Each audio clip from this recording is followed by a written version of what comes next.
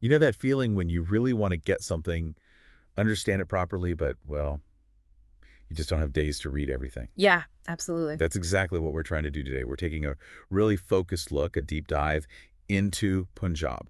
It's a state in India that holds a truly pivotal place in the country's story. And we've pulled together some, I think, really fascinating pieces for this. We're looking at what makes Punjab, its culture, which is so vibrant, Hmm. its deep history, the actual geography, and of course, what drives its economy.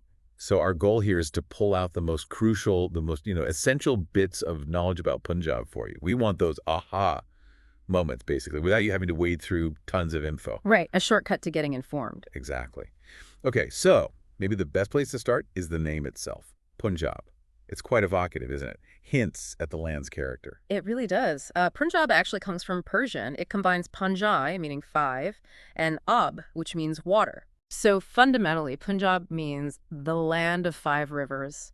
And that name, it speaks volumes about how vital these rivers have always been. The land of five rivers paints quite a picture, and those five rivers are. They are the Sutlej, the Bees, the Ravi, the Chenab, and the Jhelum.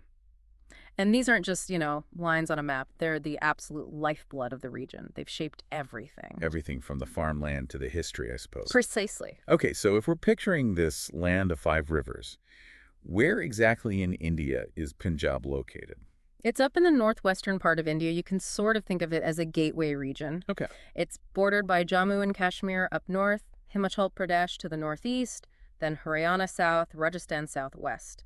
And importantly, it shares that western border with Pakistan. Right, the international border. And size-wise, what kind of area are you talking about? The total area is 50,362 square kilometers. And an interesting point about its capital Yeah. is Chandigarh, which is also the capital of Haryana, the neighboring state. Really? A shared capital. That's unusual. It is quite unique, yeah, a shared administrative hub. Okay, fascinating.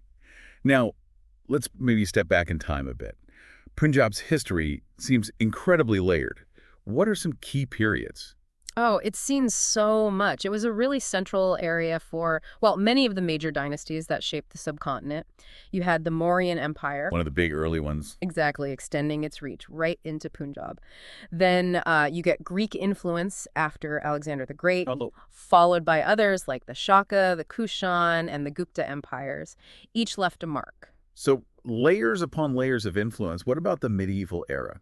Well, during the medieval period, Punjab came under the influence of various Muslim rulers. We're talking Ghaznavids, Ghurids, Okay. and then the Delhi Sultanate dynasties, Slave dynasty, Khaljis, Tuluks, Lodis, and finally the Mughals. A long period of Muslim rule that really shaped culture and administration. But then something very distinct happens, right? The rise of Sikhism. Yes, absolutely. The emergence of Sikhism, starting in the 15th and 16th centuries with Guru Nanak Dev Ji, was truly transformative for the region. How so? It brought about huge social and religious reforms. It really forged a unique identity, a community that became, synonymous with Punjab in many ways. And that unique identity eventually led to political power, didn't it? The Sikh Empire. Exactly. Maharaja Ranjit Singh in the late 18th, early 19th century established the Sikh Empire, a really powerful force in the Northwest. But that didn't last indefinitely. No, unfortunately. After his death, things changed, and eventually the British annexed the region. And then, jumping forward again, we come to 1947, the partition. An incredibly significant event. Deeply significant and, tragic. The partition of India had a devastating impact on Punjab. The region was literally split in two. Right down the middle. Yes. The western part went to the new country of Pakistan. The eastern part stayed with India. And this division, it caused just immense upheaval, displacement, unimaginable human suffering. That's a scar that, remains. A really defining and painful moment. Okay, let's shift focus a bit towards the present day. Punjab is famously called the granary of India. Why that title? Well, it earned that title, especially after the Green Revolution. It became this powerhouse of agricultural production, particularly for staples like wheat and rice. It's just fundamentally crucial for India's food security. That period saw intense agricultural innovation there. And the scale of production is really quite something, isn't it? Oh, absolutely. If you look at, say, the 2016-17 figures, Punjab contributed something like 29% of the rice and 38% of the wheat for India's central food reserves. Wow, nearly 40% of the wheat. That's huge. It really underscores its importance in feeding the nation. So what made Punjab so successful agriculturally? Was it just good land? Well, the land is definitely a factor. It's got naturally fertile alluvial soil, but it was also about investment. Huge investments were made in irrigation canals, tube wells. So ensuring the water supply. Exactly. That reliable water supply was critical. So agriculture is clearly central. But the economy isn't just farming, is it? No, that's right. While agriculture is huge, Punjab has also developed other industries. You've got textiles, manufacturing, especially machinery. Okay. Sports goods, interestingly enough, that's quite a niche. Yeah, like cricket bats and things. Things like that, yes. And also a big food processing industry, which makes sense, adding value to all that agricultural output. Right, tying back into the farming. Okay, let's talk about the people. Population, religion. What's the picture there? So the last main census, 2011, put the population at just under 28 million. So 27,743,338 to be precise. Okay. And in terms of religion, Sikhism is the majority faith. Yeah. About 58% of the population identify as Sikh. And the rest? Hinduism is the next largest group, around 38%. And then you also have smaller communities, Muslims, Christians, Buddhists, Jains, making it, a diverse mix. A very distinct religious makeup. And how does that translate into language and culture? What feels uniquely Punjabi? Well, the official language is Punjabi, naturally, and it's written in the Gurmukhi script, which was specifically developed for it. Yep. Culturally, it's incredibly vibrant. People know the folk dances, Bhangra, of course. World famous. Absolutely. And Gita, the women's dance. Punjabi music is huge, too. And there's distinctive traditional clothing, lots of color. Festivals are a big deal. Like which ones?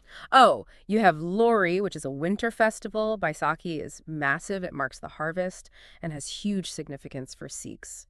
Then Gurpurabs, celebrating the Sikh gurus, and Diwali, too, all celebrated with, real enthusiasm. Sounds very lively. Now, thinking about how the state actually runs day to day, how is it structured administratively? Administratively, Punjab is divided into districts. There are 23 districts in total now. 23. Okay. Any key ones that stand out? Well, some of the major ones would be Amritsar, obviously home to the Golden Temple. Ludhiana is a big industrial center. Jalandhar is another important city. Patiala has that royal history. Bathinda is key for agriculture. So quite a few major centers. Yeah. And then there are others like Farragut, Firozpur, Gurdaspur, Hoshiarpur, Kapurthala, Mansa, Moga.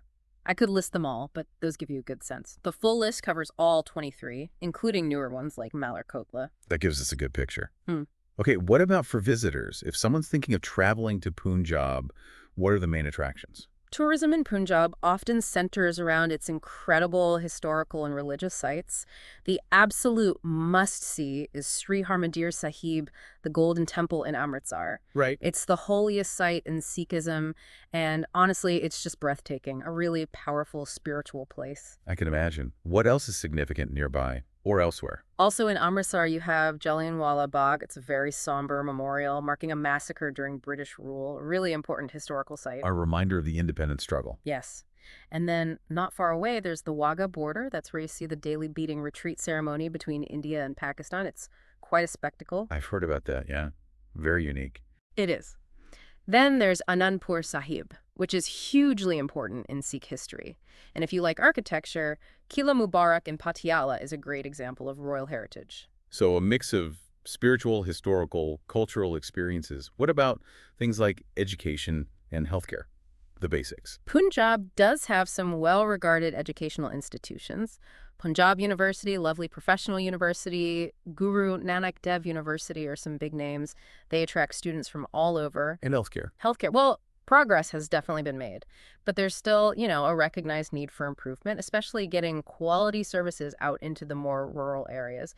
That remains a challenge. Right. Okay, we touched on the Granary of India title earlier. It sounds like Punjab's role in the Green Revolution was absolutely massive. Oh, it was central. Punjab was really at the forefront of the Green Revolution in India. That whole period, which dramatically boosted food production. Making India self-sufficient. Exactly. Punjab's early adoption of new farming technologies and methods was absolutely key to achieving that national self-sufficiency. What exactly did they do? What were those key elements? It was a combination of things. Introducing new high-yielding seed varieties was crucial. expanding irrigation, like we mentioned, for reliable water, and a big shift towards using modern farm machinery. So seeds, water, and machines, basically. That's a good summary, yeah. Those three together really multiplied the crop yields. A period of really remarkable agricultural progress. But like many places, even with this strong history and contributions, Punjab faces challenges today, doesn't it? It does, yes. In recent times, Punjab has been grappling with some pretty significant issues. There's a serious water crisis emerging, partly linked to that intensive agriculture. Ah, the downside of the success, perhaps. In some ways, yes. Then there's declining farm income, which hits many people hard. Youth unemployment is a major concern. And there's the widely reported problem with drug abuse, which has really serious social impacts. Those sound like complex, interconnected problems. Are steps being taken to address them? Yes, the state government is aware and has been implementing various schemes and programs, things focused on water conservation, trying to diversify crops beyond just wheat and rice, Right. programs to boost employment, and specific efforts to tackle the drug issue. But, these are tough, deep-rooted problems. They need sustained effort, maybe new kinds of solutions. Absolutely. Okay, so we've covered a lot of ground. History, culture, economy, challenges. Let's try and pull it together. What are the main things for you, the key takeaways about Punjab? I'd say, firstly, it's a land with an incredibly rich cultural heritage and a really profound history.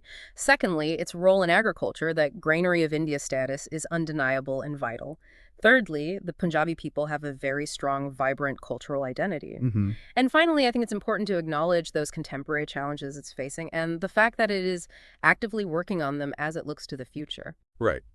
So thinking about that future, given Punjab's history of resilience, its proven strength in agriculture, the sheer spirit of its people, here's something maybe for you, our listener, to think about. How can Punjab really leverage those strengths, that history, that agricultural base, to overcome these current hurdles and maintain its significance in modern India? Yeah, that's the big question. What role could innovation play? Maybe new technologies, sustainable farming practices, different economic avenues. How does Punjab write its next chapter? It's definitely something worth considering, and we hope this deep dive has given you a solid foundation to think about it yourself.